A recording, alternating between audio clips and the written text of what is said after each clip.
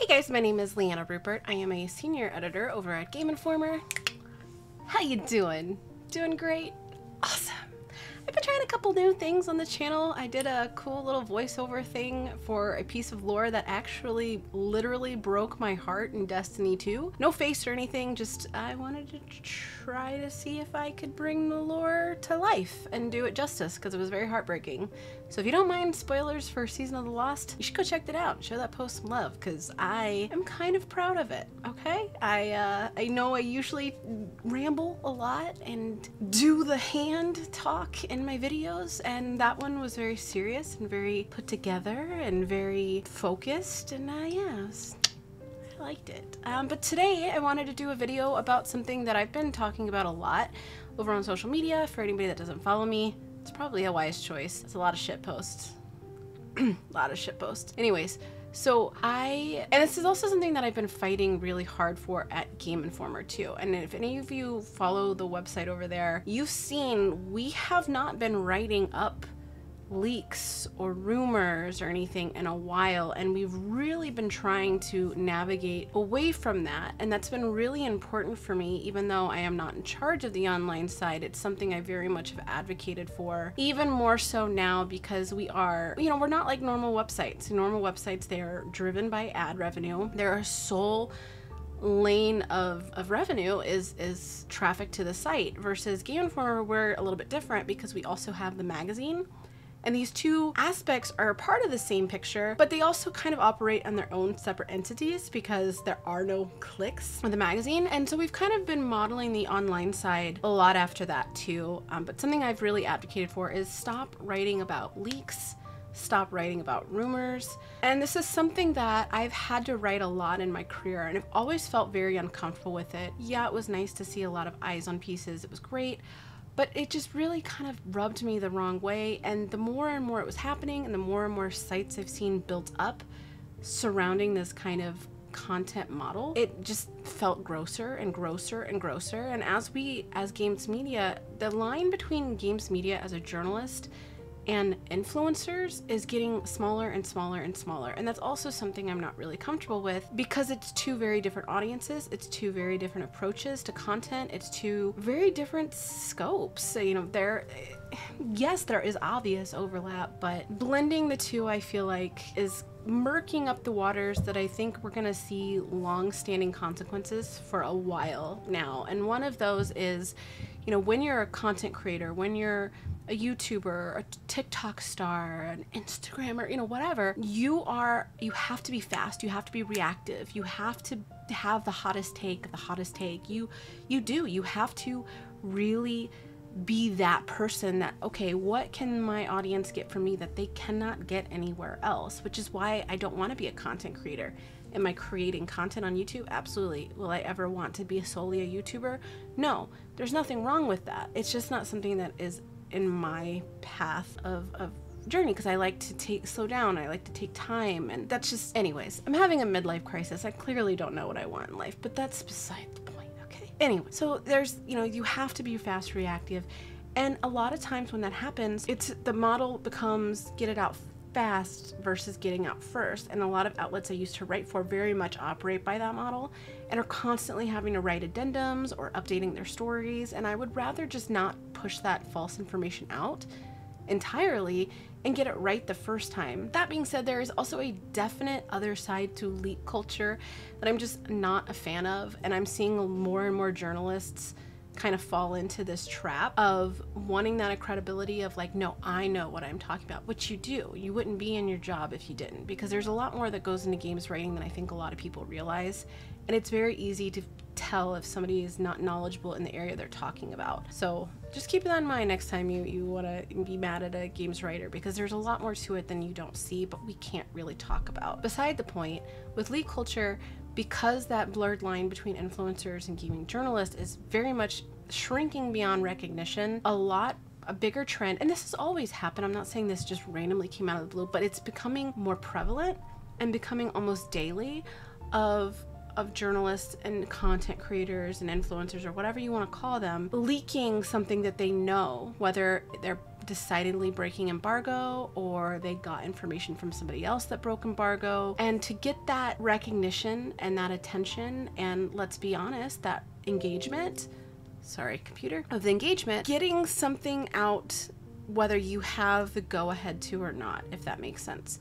And so, you know, people are like, a good example is I knew about the Mass Effect Legendary Edition 18 months before it was announced. There were so many opportunities where I could have said something. Actually, I did leak it on accident, but I thank God nobody watches me on Twitch. This was when I first started streaming, and it's kind of why I backed away from streaming too, because it scared the shit out of me. But I was streaming and I was still trying to figure out how to do the screens. And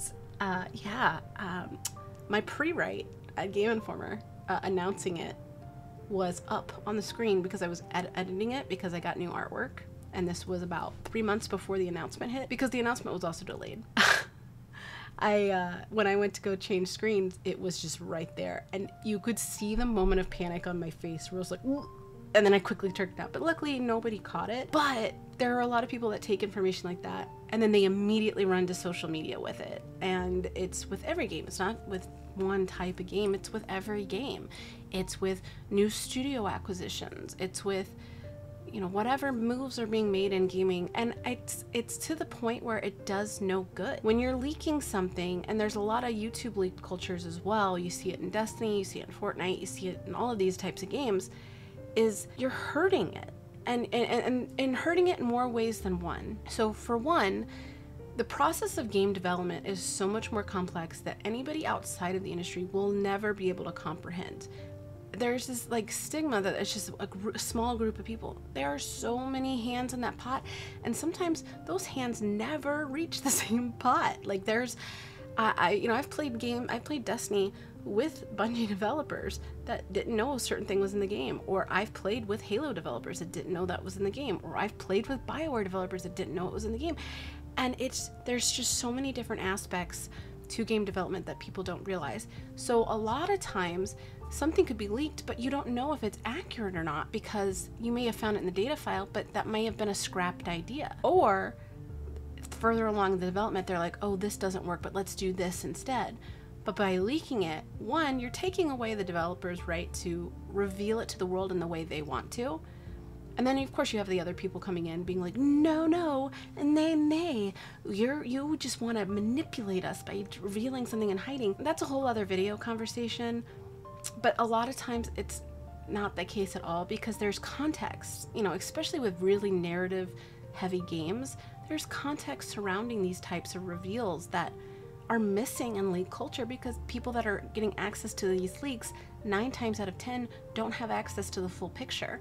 So we're sending out these leaks, and then media is writing it, YouTubers are making videos about it, Redditors are making Reddit threads about it, and it kind of becomes this game of telephone where now everybody's weighing in on this small puzzle piece to a much bigger picture, but nobody has the full picture. But the more and more it's talking about it, the more and more it gets shared, the more and more people comment and weigh in and bring their own insight, then the picture starts changing and becoming unrecognizable. And eventually the leak that we see now is nothing like the leak at the beginning.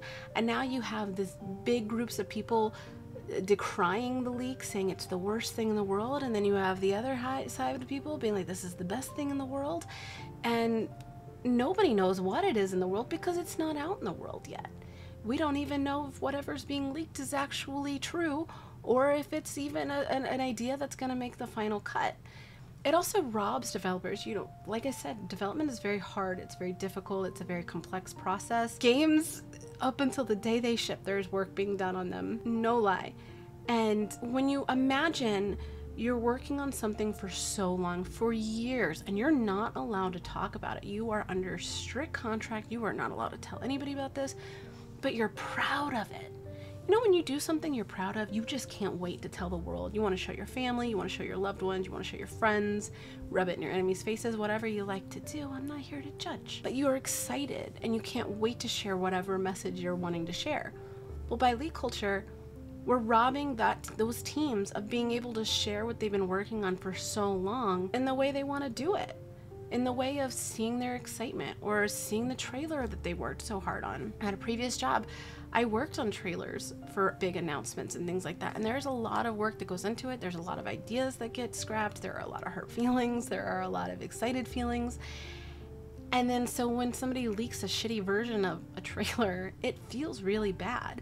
But then you have all these people weighing in with their opinions about a shitty trailer, and that's their first impression. And I've seen so many games now that are doomed because of leak culture. By the time the game eventually releases, nobody wants it, everybody wants to rag on it, whether they actually try it out for themselves or not. It doesn't even seem to matter. People just love to be angry and to feel superior. I don't know if people just pop some serious bone by feeling superior. I don't know. But it sucks. It sucks and it's hurtful. And it bothers me that I've been a part of that for so long as part of media. And I was very thankful to Reiner, who was our editor-in-chief, when, you know, he was very much on board with this idea of pulling away from leaks. And they always have been. Like, they would write them sometimes, but they were never reliant on it like some other properties. But like, I wanted to eschew them completely, and they were pretty on board with that. And, you know, we have a very talented team. We have a lot of features go up. A lot of people have some really good things to say. And even when we say really controversial things, you know, a dislike of something or a love of something, we try to do it in a way that doesn't sound accusatory. Like, there's a lot of times in my pieces where I'm like, I don't think this is really appropriate. I will always make a point to say the opposing side in my piece and to address my concerns with that opposition in a respectful way. And sometimes even, there's been times where by doing that, I've actually changed my own mind.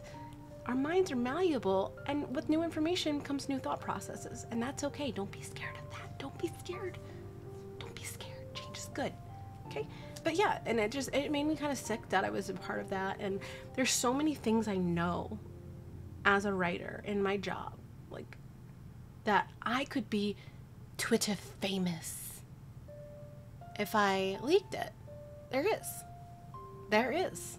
Especially one. Oh, buddy, the world is gonna go on fire when this gets revealed. But anyways, that's neither here nor there. But I'm not, because I value that trust that that studio gave to me immensely. And now then you have people come back in with the response of, why are you protecting Millionaires? Because the developers working at these companies are not millionaires. I don't know where that's coming. The CEO is not the only person that works at these companies. And you're hurting a lot of good people by adapting that mindset. And I've seen a lot of media people, and I'm not going to name any names or outlets or anything like that, but there's a lot of people in the media space that are very new to the media space, like in the last couple of years, that very much have that mentality of everybody must be punished. And I don't agree with that. I respect that that's your thought process. I would love to talk to you about that, but for me personally, I think that's very harmful. There's a lot of people that are scared, you know, to be who they are and to create the things they want to create, because the world and society right now is very much more reactive than they've been in the past, because there's a payoff now. We see these people get famous and become filthy rich over an accidental TikTok. So we see how easy it is for people to achieve that stardom. Excuse me, I got the hiccups. And we want to replicate that, because at the end of the day, people, human beings, we are driven by success. We are driven by goals. We want what we think we deserve. And because of that, everybody, not everybody, but a lot of people are chasing that one thing that's going to get them and elevate them to the next level. But if you have to hurt somebody else in order to do that, rethink that. And that's why it really bothers me too when people try to accuse me of doing that, because that's never been what I've been about. And it hurts when people kind of make up this version of you that's just not true. And yeah, I'm not going to go into specifics about that either, but it is really hurtful, because it's just, I've always adapted to, you know, be kind. And be genuine in your interactions, and you don't have to like somebody to treat them like a human being. And you know, if there's somebody that I dislike so much where I can't treat them respectfully, which has yet to happen, even people that have abused the hell out of me in the past, I still will treat them respectfully. I just cut them out of my life and I move on. My world does not need to revolve around you, nor does yours have to revolve around me. If there's something bad enough, leave if you can. That's not always an option, but if it is, leave. Sometimes it's scary, but it's worth it. But that's my kind of thing with leak culture, is just there's no payoff, but there's an incentive that I see because that line between journalism and influencer is really thin, and there's this like competition now, not in a bad way, but there is a competitive, like, you know, I went to a Call of Duty event before COVID started, and the ratio between influencers and journalists was very much in favor of influencers, and that was wild to see. Also good, because I'm friends with a lot of like YouTubers and influencers, and I love the content they're creating, and I love watching people follow their dreams. Nothing makes me happier than seeing people follow their dreams and then obtaining those dreams. It's just, but it was a reality check, like, oh wow, yeah, this industry is definitely changing. And I remember that was the moment where I was like, okay, I need to start branching out and learning video and doing this. And it's a competitive market, you gotta keep up. But in the digital space, like Twitter and Facebook and TikTok, that competition is now bleeding into areas where people are willing to do whatever they have to do to make sure they're the trending person. They're considered the go-to topic. And when I say leak culture and stuff, I'm talking about new Call of Duty season leaked, or this skin's coming to Fortnite, or, you know, Destiny had a huge leak, and the storyline right now with Season of the Lost is even better than Season of the Spicer, and you guys know how much I love that. So the fact that they're doing this is like insane to me. And somebody leaked all of it, and it just takes, but they didn't have any nuance. They didn't have context for the leak, so it made no sense to some people. So then people were already crapping on it, saying it was dumb or whatever. But then when the context was revealed, when we had that big showcase, like, everybody was excited, and Destiny had one of the biggest concurrent player counts in a long time. Context matters. I'm talking about that. I'm not talking about the people that are the journalists that are coming out and, you know, sharing things that are not meant to be shared in the interest of bettering the industry. Because if people didn't do that, then we wouldn't know what's happening behind closed doors at Activision Blizzard. We wouldn't know what's happening behind closed doors at EA. We wouldn't know a lot of these things where we are actually in a position where we can help and make positive change. That's not the leak culture I'm talking about. I am talking specifically about content-related leaks, rumors. I hear there's this new game out. Well, who told you that? Oh, my uncle's friend, dad, blah. But then outlets will have to run it, because if it gains enough traction, there's a big traffic opportunity there. And then also journalists have a background that a lot of people don't have, so they can provide insight within the articles. Like for me, when I used to write that kind of stuff, I would always try to provide, like, this is why I think this could be true, this is why I think it's not to be true, and I would always try to be careful. Not all the time, because sometimes editors would poo-poo it, but like, I would always try to be like, keep in mind, this is just a rumor till it's confirmed. Take it with a grain of salt, and don't waste a whole lot of time analyzing it, because you don't have the context. But that is why I really am against leak culture. It's why I really don't like it. It's a big thing I've struggled with being in media. Am I gonna go out and be like, you're a leaker, fuck you? No, you're an adult. You can do what you're gonna do. I don't have to agree with your decisions for you to do them. I'm not shit. I can't tell you what to do and not to do, but I can control my own actions, and I know that's something I don't want to be party to. Because if I did, I would be saying it. The one time I teased the Mass Effect Legendary Edition before it was announced, I asked them if I could make a tease.